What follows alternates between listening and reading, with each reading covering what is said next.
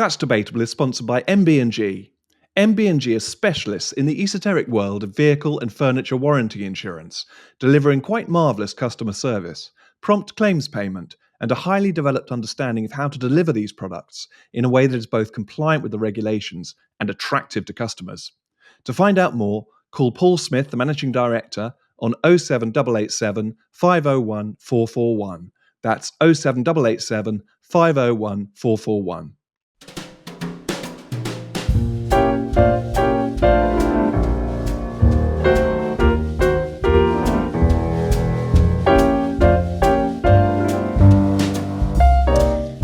Everyone, welcome back to That's Debatable, the FSU's weekly podcast.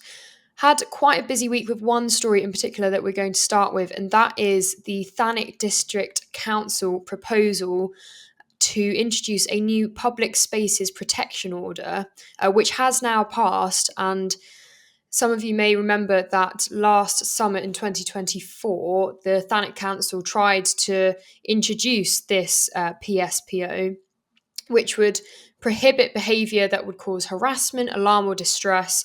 And there were problems with the consultation, and the FSU basically threatened legal action, and they ended up dropping the proposal. Now, within the last couple of months, they have proposed a new version of this public spaces protection order, and their new version, their second go at it, also has a lot of issues, and we have been covering that this week. So essentially, the public space protection order is a rule that a local authority can put down, which basically gives some extra power, although it doesn't come from Parliament. And the reason that they want to do this is because Thanet District does have a lot of issues with antisocial behaviour, particularly with basically street drinkers, gangs of youths, and people feeling intimidated in the street. The evidence in the consultation does sound like there is a really big issue with this type of behaviour. But the problem with the PSPO is that it's extremely broad and subjective. So just to quote from the PSPO, which has now passed, it says that all persons are prohibited from using in a public place foul or abusive language within the hearing or sight of any other person likely to be caused harassment, alarm, or distressed thereby. So, as you can tell, that is extremely broad, and the words foul and abusive language have not been defined. And it also doesn't define what will count as being likely to cause harassment, alarm, or distress. You may recognise those three words as being familiar to the Public Order Act, which we already have, which is proper legislation from Parliament. And the difference, because that was a question that was put to us, to the council as well. You've already got the Public Order Act. Why do you need this PSPO? And they would say that it gives more power to local authorities to crack down on this. But ultimately, there is already this power, and within the Public Order Act, harassment, alarm, and distress actions that cause that are covered. But the difference is that in the Public Order Act, you have to be found guilty, or there has to be proof of the intent behind the behaviour that has caused the harassment, alarm, or distress. Whereas in this PSPO, there is no safeguarding measure on those bits. So theoretically, and a person could be fined up to £100 for accidentally offending someone if that person feels alarmed, harassed, or distressed. And they were the words used, feeling alarmed, harassed, and distressed. They were the words used by Councillor Heather Keane when she was talking to the BBC this week. So on one hand, Thanet District Council are still saying that this is an objective measure, and that the so-called Free Speech Union is what we referred to in their meeting last night. They've been accused of a nonsensical intervention, but they're claiming that it's objective, but there aren't any of these safeguarding measures in. So that's what makes it a possible infringement on speech rights, but the other aspect is that public space protection orders need to be addressing a specific problem. And the issue with the PSPO as well is that it's so broad that it's going to end up impacting things that aren't an issue. So in the consultation evidence, there is a clear issue of antisocial behaviour, sort of intimidating groups that can be quite threatening. And also, in particular, intimidation of women and girls.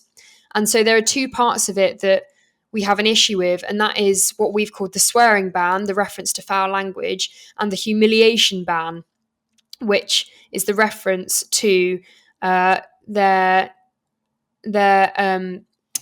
idea that no one, the rule that no one should have to experience feeling humiliated or degraded when in public.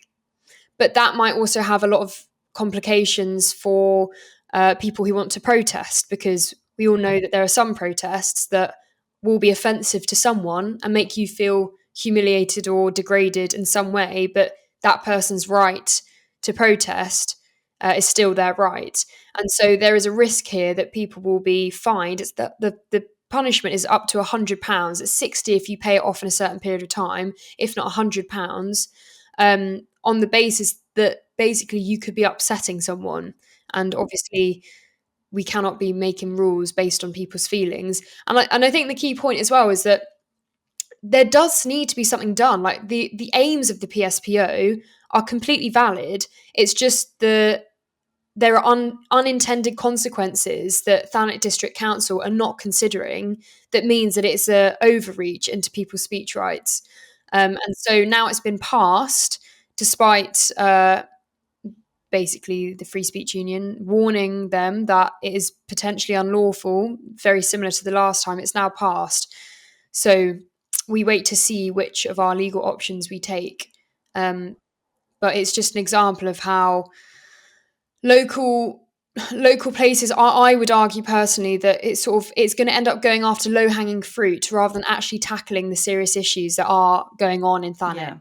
Yeah. I think that's the thing about these fines. It's about policing the policeable. And if you're going after speech because you don't feel that you've got the police to actually police behaviour, then, like you say, it is about low-hanging fruit. So it will be the kind of guy who's always there and drunk. I mean, he's not going to pay the fine. So ultimately, he may well get criminalised for non-payment of fines. But it's this kind of blurring of the lines, isn't it, between criminal behaviour and policing, where you end up with going to court and a chance of proving yourself innocent, versus a fine, which, we all know we don't contest speeding fines or, bus lane fines. We just kind of pay up unless you've got a particular mindset where you're prepared to put the work in. We just pay up, and these presumably can accumulate. So, but it's I know that PSPAs are used in other ways, aren't they? Like things like dropping a cigarette butt. And I know one of my sons got done for dropping one cigarette butt outside a station, and had no idea what was going on. And that kind of feeding, people have been done for feeding birds, playing music. So they are a new sort of law that's being used to try to sort of clean up public spaces, if you like, but in a way that is done by wardens employed by local authorities rather than the police. And unfortunately, it means that people then don't actually trust.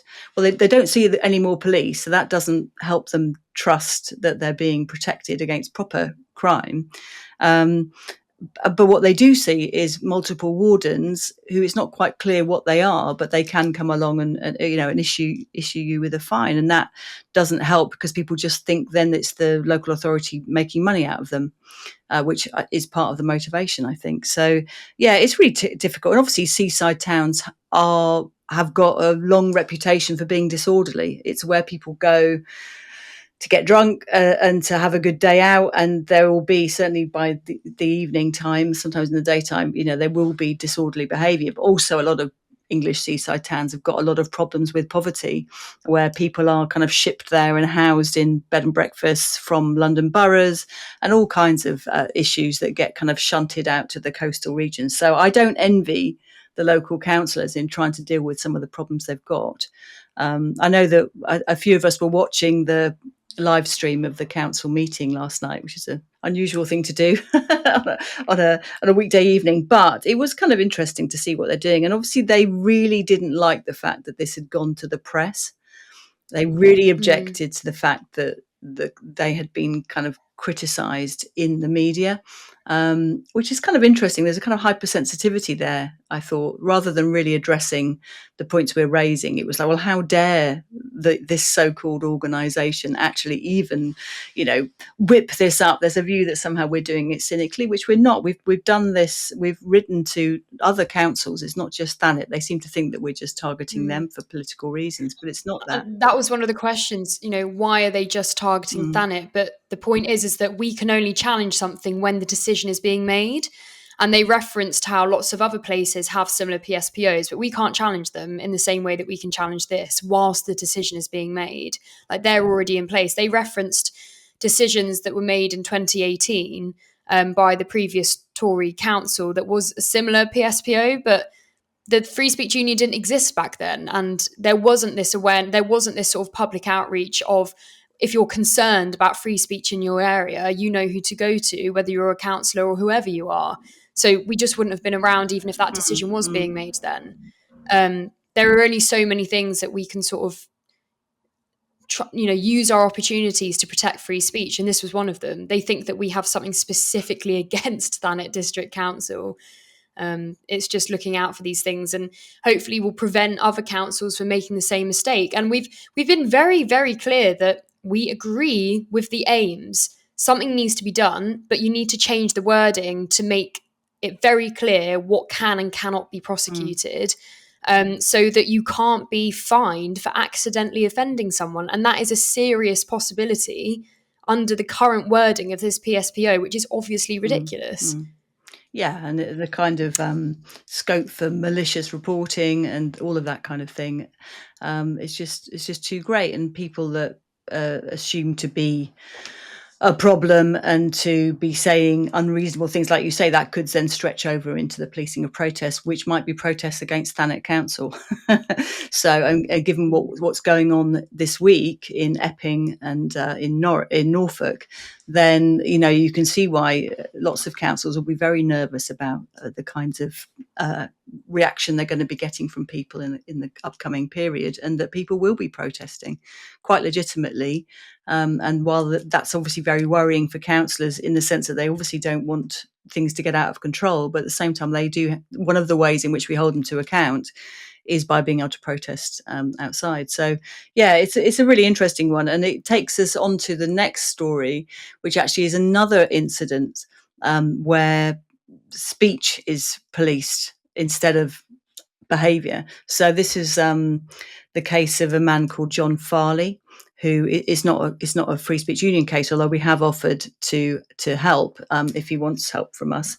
He's a 67-year-old former head teacher from Leeds, who last Saturday was out protesting with fellow protesters on the kind of pro-Palestine side. And he ended up being arrested under Section 12 of the Terrorism Act 2000 and held for 6 hours in the local police station on suspicion of demonstrating support for a proscribed organisation. So he was holding a small placard that he'd printed out, which was a kind of blown up size of they call it a cartoon from Private Eye. It doesn't really look like a cartoon. It looks more like a little placard as it happens. But the text of the placard that he was holding up and they printed out directly from Private Eye said, "Palestine Action, in inverted commas, explained. Unacceptable Palestine action, spraying military planes with paint," with a cross by it. And then a tick next to acceptable Palestine action, shooting Palestinians queuing for food. Now, whatever you think of his sentiment and whichever side you're falling on this debate, at the end of the day, it was a placard that he was holding silently. And I've watched the video of the arrest, and he is just carried away, unceremoniously carried away and put into a police van. Held for 6 hours, and apparently he was very shocked by that. And he was bailed. He's been bailed and told that he cannot attend Palestine Action rallies, which this wasn't. This was a kind of Palestine walking protest kind of thing, but not in support of Palestine Action directly. But obviously the police are very sensitive to the fact that a month ago, Palestine Action as an organisation was proscribed for the activities that they were engaging and threatening to engage in by, for example, spraying paint inside the engines of a military aircraft, amongst other things, and destroying property.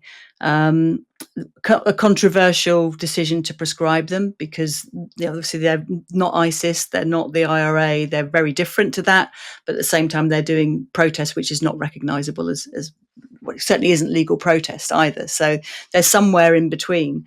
But nevertheless, but because of that, of their prescription, and then we've had hundreds of arrests of people who are objecting to their proscription and are demonstrating silently in support of them. So they've the authorities in a way have walked right into the trap and are now having to make arrests in order to be seen to enforce the law. But of course, they're enforcing the law when people are literally just holding up a sign and not even speaking. So it's he wasn't de-arrested, but he's been there's no further action to be brought against him apparently. But he asked the police whether if he turned up again holding the same sign, would he be arrested again? And they said, we can't tell you that. We're going to judge these things on a case-by-case basis. I think the most outrageous part about this was the sign that he was holding was an original publication of the Private Eye, which is a satirical magazine. And he tried to say to the police, I literally have the original magazine here. Like, you're going to go and arrest Ian Hislop, who's the chief editor. Yeah. And he's come out and said he said it's mind-boggling. I mean, that is clearly, this is a case of a police officer seeing something and just immediately seeing something to do with Palestine Action and arresting. Which I guess you could say, well, maybe he was this, or she was this police officer, or police officers were doing their due diligence to make sure that no one was breaking the law. But I think that speaks more to the fact that, in my opinion, the rules of this prescription is ridiculous. I think people should be able to say that they support Palestine Action. I think something needs to be done about Palestine Action. I just don't believe they should be in the same category, like you say, as ISIS or anyone else who's on that list. They're all just lumped into one category of people who actually do murder people in order to instill fear.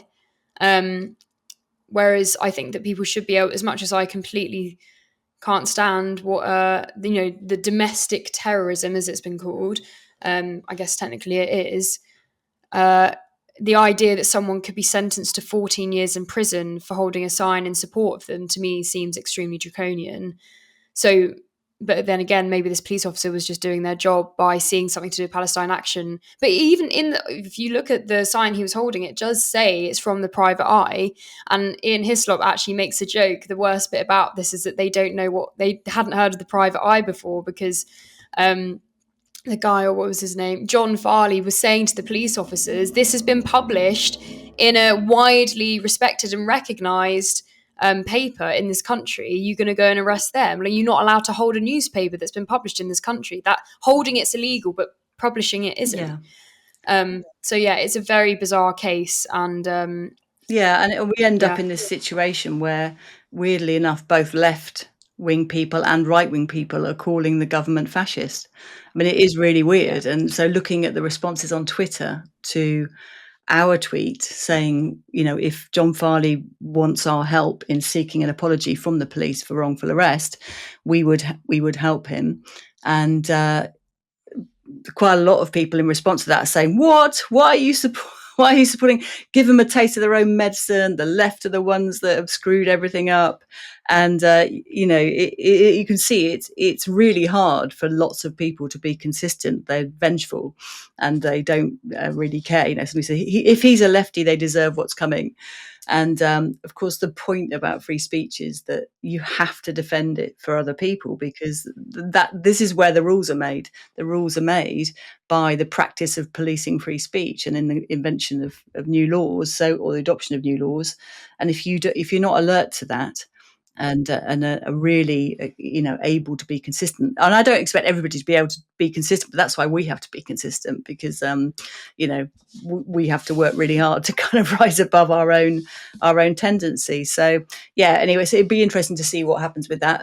Certainly, I mean, one of the things I can see that people find a little bit galling is when people like Ian Hislop suddenly become free speech enthusiasts, where they've said absolutely bugger all about lots of infringements and no platformings and cancellations for the last 20 years. And suddenly they become free speech enthusiasts when they kind of can recognise it as an infringement of their own speech. So, I mean, everybody needs to be consistent, whichever side people are on. But interesting to see what will happen with that one. And then what's our next story? It is another update on the Islamophobia story. Yes. So this story is about a member of the working group. So 5 members, and one of them is Akila Ahmed, who is also set to be the chief executive of the British Muslim Trust, which aims to monitor incidents of Islamophobia and raise awareness of hate crime with the help of a £1 million a year donation from the government. And this is controversial because arguably she has a conflict of interests, because her organisation accepts the term Islamophobia, and that's one of the very questions of this working group as to whether Islamophobia should even be the term that is used. And the fact that it follows the decision to stop funding Tel Mama, which is the organisation founded by Fayaz Magool, who has been a very outspoken critic of the term Islamophobia and the government's attempt to define it. Lord Toby Young has called for Ahmed to step down from the working group due to her allegedly conflict of interests, which I think we can all see they're quite clear here, and it just is suspicious that considering Fayez has been outspoken against this Islamophobia definition, that they've cut his funding, even though he's campaigned against anti-Muslim hatred for years. There's nothing really to say that one of them has more expertise over the other on this issue. They just disagree on a certain point. But so that's the story now, and we'll see where that goes. That's basically it. I mean, and what we're trying to do here is to really force an open discussion on this. And that, as you say, the working group has been it was probably hoping it could very quickly sort of just pass something through that then would be adopted across various aspects of the state. But we're saying this has to be debated, which is, I feel like I should clarify. It sounds like what I'm saying is any member on the group can't be part of a Muslim organisation. I don't think that's not what I'm saying or what the FSU is saying. It's the fact that the people who are on the working group are already very one-sided. Mm-hmm. So, for example, Dominic Greaves, who's the chair, who wrote the foreword and supported the 2018 APPG definition, which was very, very controversial, which has contributed to the silencing of people talking about things like grooming gangs. It was literally referenced as an example of racism, because they said that Islamophobia is rooted in racism, and talking about any Muslim involvement in grooming gangs is a form of Islamophobia and therefore racist. And the fact that, it's been kept hidden from the public, seemingly suspiciously, deliberately, in my opinion. And so that's why the fact that there are other people who have worked in this field, such as Fayaz, who happen to be against Islamophobia being the word that's used in this case, he's not have his funding cut. He's not on the working group, yet Ahmed is, and she's a part of an organisation which, like many of the other members of the group, have sympathies towards the word Islamophobia and using it as a way to track hate crime. So that's the issue, that it's still continuously being an extremely biased working group. Yes. Well, it's that, and this is going to carry on, and we're going to be carrying on campaigning on this issue, because it's obviously incredibly important for our ability to speak about the very issues that are kicking off right now. And the more that people feel that they're already being silenced, the worse this kind of anticipated summer of unrest is going to get. So it's really, really important that people feel that they can speak and be listened to, because that's the message that's coming through really strongly, isn't it, at the moment, that people just do not feel that listened to. They're just disrespected, and disrespected for who else is jumping on the bandwagon of their particular grievances, for the language they use, if they're not using the kind of fashionable language or the approved language, all these kinds of ways in which people are just disrespected, basically, when they are citizens raising completely legitimate questions, which need to be debated. It's not that the conclusions are necessarily right of those people, but we do have to have a debate about these things and to try and work out what the hell's going on. Yeah. Okay. And then we've got a little bit of good news. Well, it's like all the free speech good news. It's kind of, it's largely good news, but there's obviously qualifications. So this is the story that Cambridge University has elected a new chancellor who will sit across all of the colleges. So his role, the role of the chancellor, is a kind of advocate and an ambassador. And the person who's been elected by alumni and staff is Chris Smith, who some people will remember as having been Labour Chancellor. He's Chancellor of Cambridge. Sorry, he was Labour Culture Secretary between 1997 and 2001. Actually, quite a good Culture Secretary from my memory.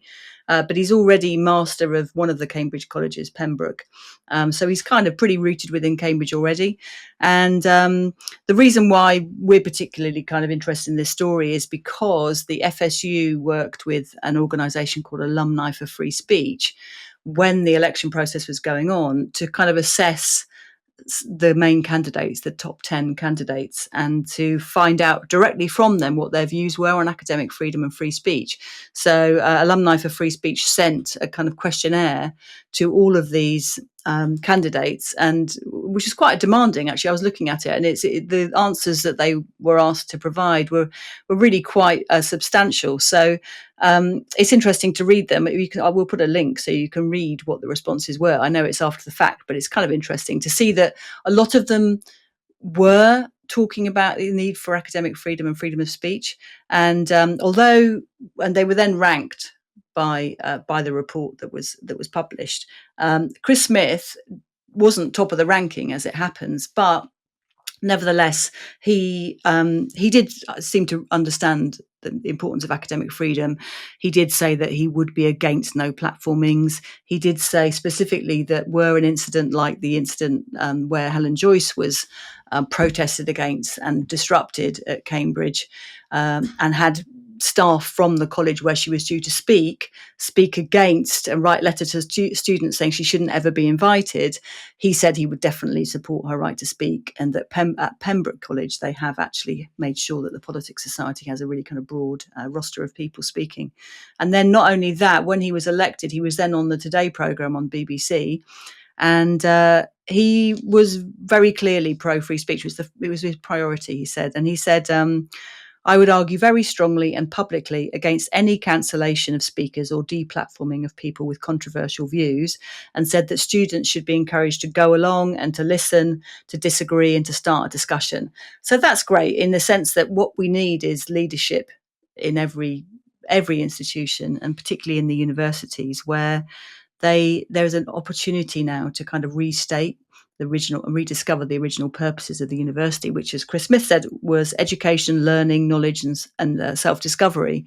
And of course, to do that, you have to go into that with an open mind. So that's pretty encouraging. 23,000 votes were cast. It was the first time that there was online voting, voted for by, as I said, alumni and staff. So that's pretty good. That first of all of them were forced to think about free speech. So some of the candidates didn't reply to the survey.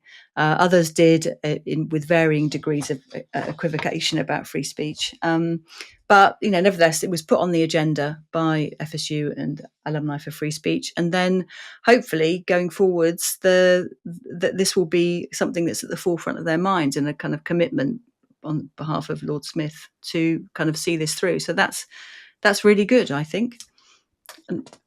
Yeah, it is really good news, and it's refreshing knowing that you just never really thought they would be that bad, Oxford at Cambridge. You thought if there are two universities in this country that won't fall for authoritarianism and tyranny of students who think that certain people should be able to say what they think, and not just students but staff members as well. You wouldn't think it would be Oxbridge unis, but I would say the exact they have opposite. That's also exactly been, where I'd expect it to yeah, be. That's yeah, yeah. worse. Oh, really? Yes. Really? I mean, obviously, Why was that? because it's where the students are most likely to be activists are going to be there.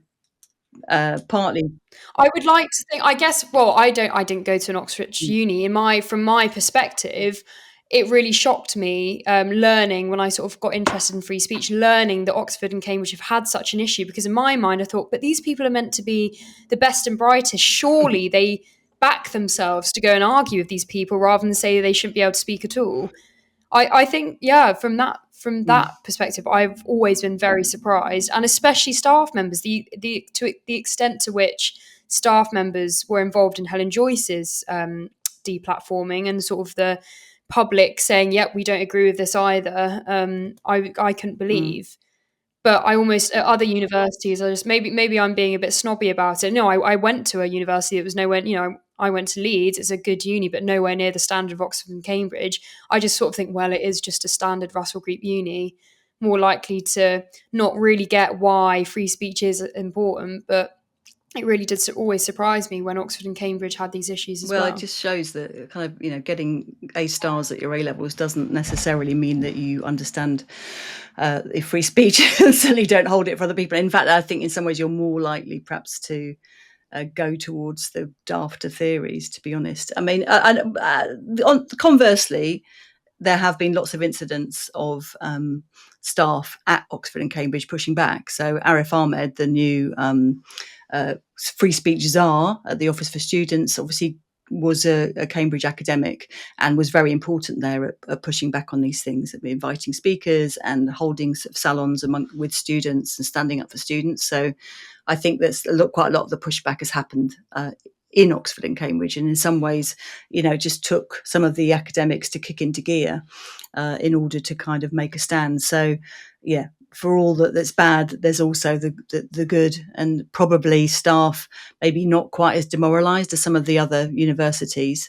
So yeah, but this good. I mean, I think going into the new term in September, October, then with the new Higher Education Freedom of Speech Act now in place, I think it will be really interesting, and it's up to academics and students to sort of bring that to life and see what it can do to try to make sure that they can make the case for their own free speech and for that of others and change the culture a bit. That would be really good. So we've got a freshers offer, so membership offer for freshers, which will kind of kick in, I think, very early September and run till the end of October.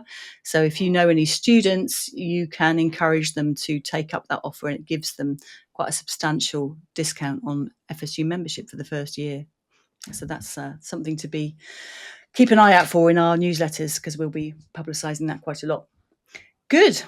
All right. I think we have exhausted the list of stories. I'm sure there's loads we've missed, and people probably are frustrated by ones we've missed, but we do our best to try and reflect the ones that come most to our attention. So thanks very much for listening, and we will see you next week.